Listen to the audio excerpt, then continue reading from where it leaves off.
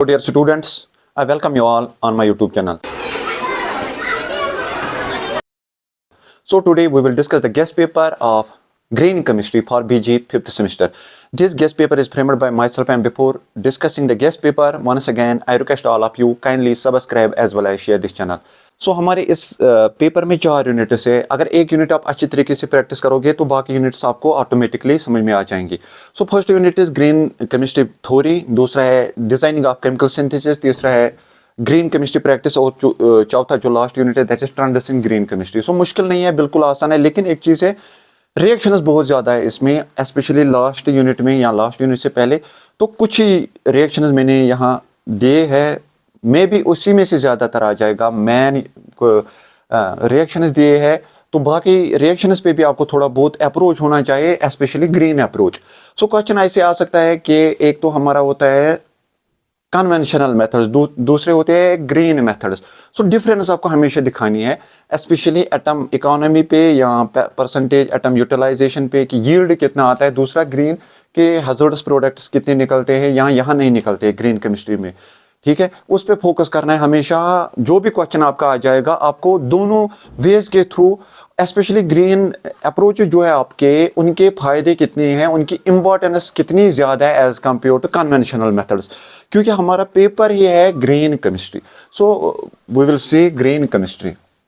Green chemistry 5th sem first unit देखेंगे. 4 unit से first unit is green chemistry theory. Green chemistry theory इसमें से देखेंगे हम इंपॉर्टेंट क्वेश्चंस कौन कौन सा है. डायरेक्ट क्वेश्चन आ जाएगा प्रिंसिपल्स ऑफ ग्रीन केमिस्ट्री. आपके 12 या 14 प्रिंसिपल्स है, आपको 4 इलॉबरेट करने हैं. ठीक है, मुश्किल नहीं होना चाहिए, 4 आप देख लीजिए, जैसे परसेंटेज एटम यूटिलाइजेशन या बहुत सारे ऐसे, एटम इकोनॉमी है, प्रिवेंशन ऑफ वेस्टेज है, बहुत सारे ऐसे हैं. तो आपको वो दिखाने हैं, इसमें 4 इलॉबरेट करने हैं. दूसरा जो है परसेंटेज एटम यूटिलाइजेशन क्या होता है, परसेंटेज एटम यूटिलाइजेशन. तीसरा जो इसमें महत्वपूर्ण क्वेश्चन बन जाएगा that is alternating solvents and catalysts. Alternative solvents and catalysts. ठीक है, सोनिकेशन पे फोकस करना है. सोनिकेशन क्या होता है, ठीक है. So these are the important questions in unit 1. Coming to unit 2, we have designing of chemical synthesis. दूसरा यूनिट जो है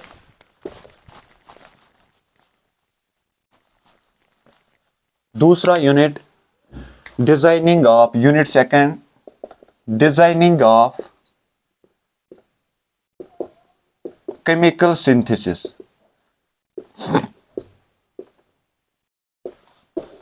इसमें से डायरेक्ट क्वेश्चन बन जाएगा एटम इकोनॉमी क्या होती है. एटम इकोनॉमी क्या होती है, एटम इकोनॉमी महत्वपूर्ण क्वेश्चन है, इंपॉर्टेंट क्वेश्चन है.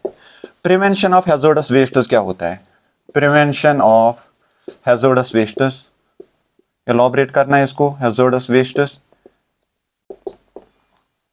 Use of auxiliary solvents,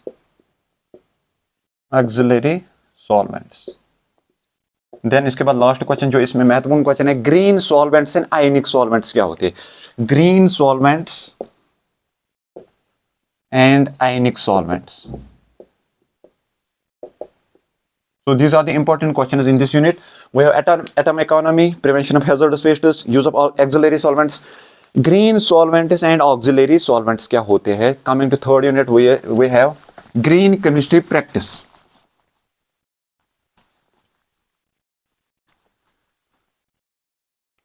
Third unit, green chemistry practice. In this unit, we have important question direct. Microwave assisted reactions in water में कौन कौन से माइक्रोवेव असिस्टेड रिएक्शन, क्योंकि microwave assisted reaction green method ही है. तो इसमें आपको याद करना है Hofmann elimination and oxidation of toluene. Hofmann reaction and oxidation of toluene. Similarly microwave assisted reactions in organic solvents. Organic solvents में कौन कौन से माइक्रोवेव असिस्टेड, एस्टरिफिकेशन आपको याद करनी है, फेज रीअरेंजमेंट याद करनी है आपको, डायल एल्डर रिएक्शन आपको याद करनी है. सो इसमें आपका आ जाएगा esterification, phase rearrangement, then Diels Alder reaction. ठीक है, ये इसमें याद करनी है. फिर उसके बाद इसके अलावा आप इसमें याद करनी है Cannizzaro's reaction, coupling reaction and Strecker synthesis खत्म। सो तीसरे यूनिट में इतना महत्वपूर्ण है, इतना काफी है। Coming to last unit, that is trends in green chemistry, fourth unit. Trends in green chemistry, इसमें से महत्वपूर्ण क्वेश्चन कौन से है? Green chemistry in sustainable development, महत्वपूर्ण क्वेश्चन है, बहुत इंपॉर्टेंट क्वेश्चन है। Green chemistry in sustainable development. इसके बाद महत्वपूर्ण क्वेश्चन जो इसमें है, that is known as combinatorial chemistry. Combinatorial chemistry क्या होता है, फिर बायोमिमेट्री क्या होता है, ठीक है।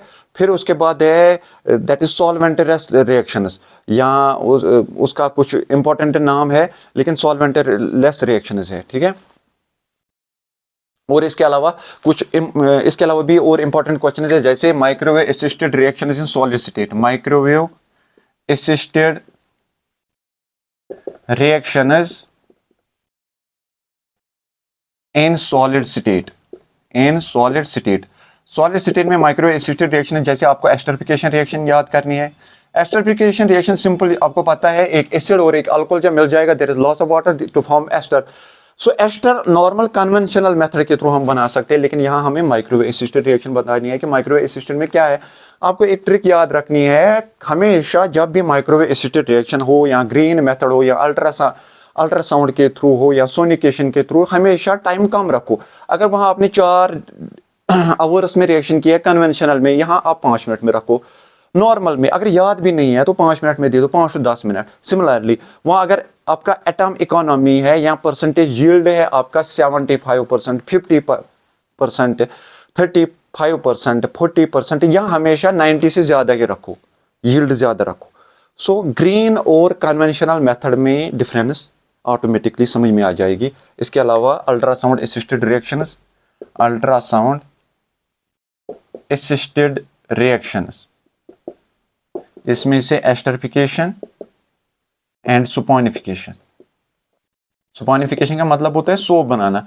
सो मुश्किल नहीं होना चाहिए, सो सिंपल है, ट्रिक लगाना है अप्रोच हमेशा। अगर टाइम वहां 5 आवर्स है, यहाँ टाइम 5 to 10 मिनट्स रखो। अगर वहां यील्ड 35% है, यहाँ 95% लगा दो। सो ये चीजें, अगर वहां प्रॉब्लम हो रही है साइड इफेक्ट से, यहाँ साइड इफेक्ट ही नहीं होना चाहिए। So this was all about the guest paper of green chemistry for BG 5th semester. Hopefully you will get enough marks from this very guest. Thank you for your